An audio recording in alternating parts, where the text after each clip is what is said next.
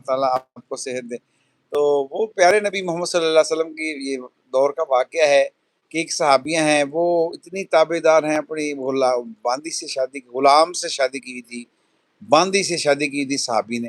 تو جب وہ واپس گھر آیا تو گھر آ کر اس نے اپنی بیوی سے پانی مانگا، تو اتنی تابع دار وہ بیوی تھی، تو جب وہ پانی لے کر آئی تو اس کے یعنی صحابی جو ہے سویا ہوا تھا، وہ اس پانی لے کر کھڑی رہی کھڑی رہی کھڑی رہی، جب اس کو اس کی نیند سے آنکھ کھلی تو اس نے دیکھا میری بیوی پانی لے کر کھڑی ہے، اتنی تابع دار ہے، کیونکہ وہ اس کی پہلے وہ باندھی تھی، اس سے شادی کی ہوئی تھی۔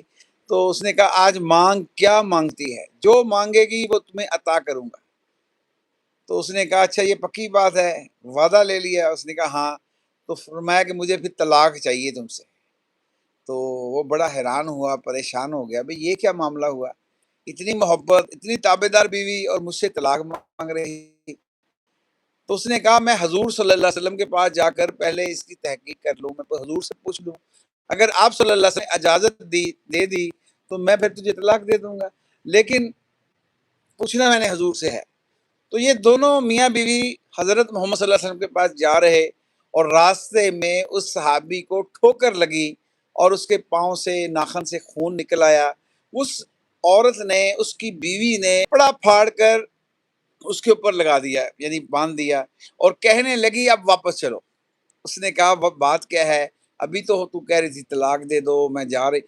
وہ کہنے لگی میں نے پیارے نبی کی حدیث سن رکھی ہے، جو جس کے اوپر کوئی تکلیف نہ آئے، پریشانی نہ آئے 1 سال تک، تو وہ اللہ اس سے ناراض ہے۔